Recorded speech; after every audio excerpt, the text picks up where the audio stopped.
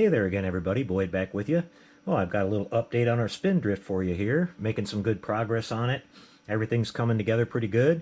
We have a few little fit issues that I'm going to talk about, but they're nothing major at all. We did our little scraping method with our lighting that we talked about, where we applied our paint from the outside. And then I came in here with my little toothpicks and got all these little grill openings all cleaned out, got rid of the paint. And then what I did is I did a little bit of a light black wash over the top of that so that they would look black when they're turned off, but when you turn the power on, you get the nice orange glowing effect. And that came out really good. So this scraping method works really good, you guys, on this stuff. If the color's right of the plastic, it comes out really nice. Here's the back one. Now, from what I could see on the from looking at the TV show, having fun going back and watching the old episodes that I haven't seen in 35 years probably, that the back engine grill here didn't have any black trim on it. It's just all orange like the rest of the ship, so we've got it looking like that. And we've got a little bit of our, I'm starting to build the cabin here, and I'll take the top off and show you that in just a second. But yeah, everything's coming together really nice. Just mainly checking right now to see what kind of light leaks I was going to have. Now, if we squeeze this these little sides together here like it'll be when it's all glued, I was mainly worried about around this area right here, but it looks like all that's going to be really great. I don't see any light leaking out of that at all. So that's going to work out really good. The model is actually, you know, I was worried about this seam along the side, but if you look at the builds of these, this little kind of line runs all the way back where there's like a, you know, supposed to be like a little bit of separation between the hull and the upper and lower hull. So we don't want to put a lot of putty in there and everything. So hopefully once I glue this down, you know, the really tiny light leak that's there will go away, which it looks like it does when I squeeze it together. So we'll get that all fixed up. The major issue of fit so far was this little fin back here, and you can see that it's got a little gap in it still right here, so I'm going to have to use some putty and fix that up. Another one, kind of little space right up in here. What I wound up doing is I took my Dremel tool and I just shaved a little bit around these curves a little bit. Otherwise, it wasn't even close to fitting. It was like the further you tried to push it ahead, it just got really, really harder and harder to do it. So I didn't want to crack it or something like that. So I started removing a little bit of material, just a tiny little bit amount at a time, until I got it where it would go all the way forward as much as it could. So we'll get that all fixed up before we finish our last little paint touch-up. I've still got to paint a little bit on the bottom too, but it's not going to be nearly this shiny either. I'm going to dull this down with some matte clear after we get ready to do our decal work. And people are saying that the decals on this fit really good too, so that's nice, because I was kind of worried about all these curves and everything and not having a bunch of wrinkles in the decals for the stripes that go on this. A lot of people paint them on, but if the decals are going to work, I'm going to use them because they're the right color and everything. Just want to talk a little bit about the colors I chose.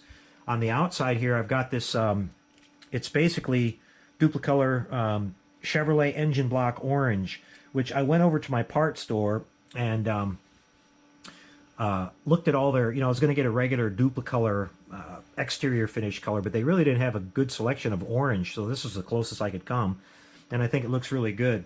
It's a really good durable paint too. It's got like some kind of ceramic mixture with it, and it can withstand up to 500 degrees too, so if you ever get the model that hot, I don't think we'll have to worry about that, but it'll look a whole lot better once we dull it down too.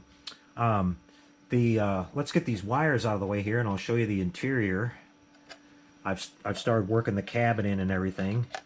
Get this out of the way, and we'll light it back up so you can see all that. The back wall turned out great, you guys. I really want to show you that.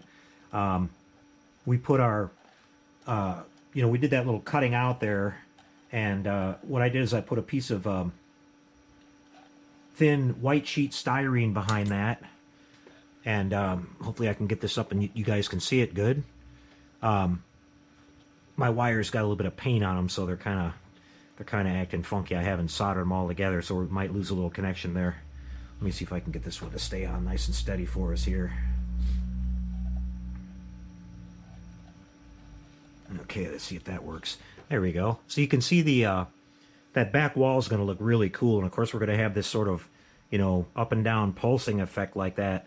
Now I'm going to go with a, I tried to set this up where I was going to use a, I have some fading LEDs, and then, you know, you can use that as a master and connect some slaves to that by going like a chain. You know, you start off with your regular LED, then you hook up to the negative side of it, you hook up the positive side of the next bulb, and then that one front bulb will control all the other LEDs. Well, whenever I tried to put LEDs in this to light these grills, I was just never happy with an individual or even two LEDs because it made it look too spotty. So if you guys remember, I put LED tape all in this. Well, unfortunately, LED tape doesn't work with that little technique of using a bulb to make it work like that. So I wound up giving my good friend Ralph at Tenant Controls a call, and he's got a little board he's going to be sending me. It should be here next week.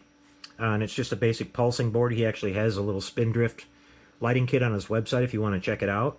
And it's an exact mimic of that pulsing effect that we saw on the TV show. It's kind of like a heartbeat almost. But yeah, this will all tie in there. Now, the lighting, I'm kind of making up my mind. I don't want to put a lot of bright light in this cabin because it'll look just, way whacked out. In the TV show, it looks kind of dim most of the time. It's not really like super brightly lit. So I'm going to decide what kind of an LED I want to put on the roof up here, from the inside facing down to light that. And then we're going to have one more up front that'll light the little bit of the cockpit area. So I'll come up with that. I'm not going to really do anything with all the instrumentation that's in there is pretty limited and everything with this kit. So I'm just going to paint up the little panels on the walls and stuff, and we'll paint some little colors on the some of the little lights that are supposed to be in there. It'll look pretty good. But I'm really, really happy with this back part, especially. It came out really nice. You can see I got the little red trim detail on the chairs like it has in the show, and these little countertops here were supposed to be wood. The doors back there are painted in a wood color.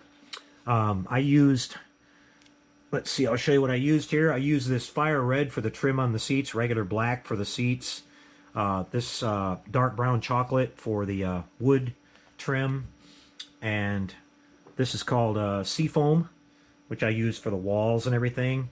As I was talking about, that mint green that the kit comes molded in was just too much for me, and the walls in the set look like they were a little bit more subdued than that. So this is what I went with. And they're kind of a nice grayish, bluish green. Really looks clean with the other color. And then for the carpet on the floor, I use this. Let's see, what's this called? I guess it doesn't have a name on it. Maybe it does. Let me look with my glasses here, you guys. I know it had a name on it when I picked it up off of the rack. Hauser Dark Green. Okay, so it looked like a dark green carpet in the TV show, so I kind of tried to match that up as well. But yeah, all that came out really clean. This is all craft paint and just mixed with water, and I just airbrushed everything on, and it worked really good. So I'm going to be working on the forward part of the cabin now in the cockpit, get the little figures painted up and everything. But so far, so good, you guys. I'll just show you really quick what I'm doing over here. Sorry for the bumpy ride. This is the base that we're working on. And basically the same concept as the Moonbus, guys. I just ran over and grabbed one of these little things here. And it's just slightly bigger than the ship. Then I went over to my local pet supply store, and they had these aquarium plants right here on sale, so I grabbed these. I wanted something that looked tropical. I went to Hobby Lobby, and they had a bunch of like woodland stuff or whatever, but it all looked like a regular forest. So I found these more kind of like tropical looking plants, and so it'll just be a matter of figuring out where to place them and everything. I'm going to put my plaster down here, and this time we're going to try to make it look like dirt, and then we're going to place a few of these plants. Now I don't want to make this thing massively crowded either, where the ship is buried in foliage or whatever. We're only going to put maybe a couple, 2 or 3 plants kind of to the side, and then maybe this one here, maybe 1 or 2 of them kind of behind it, and then that'll look pretty good. I'm just going to try to give like a an idea of what we're looking at here, not the whole thing, because it'll just start looking way too crowded on a base that's this small.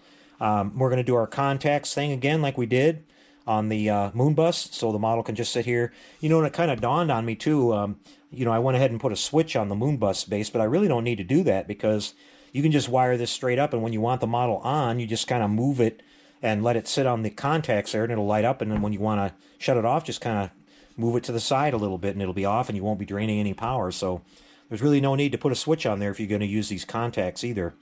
So that kind of sunk in while I was thinking about it. But yeah, this will look pretty cool. We'll trim these down a little bit and get them a little bit more in scale. And I'm working on painting these. These came in like a really bright blue, and so I'm getting rid of all that and painting. I'll put a couple different colors on here, and that'll work out really good. I think it'll look pretty cool. So, all right, you guys. Well, just a quick update again for you, and things are coming along real good on the little Spindrift here, and we'll be back in a couple more days, and I'll show you some more progress, you guys. Thanks for checking it out. Appreciate all the nice feedback again.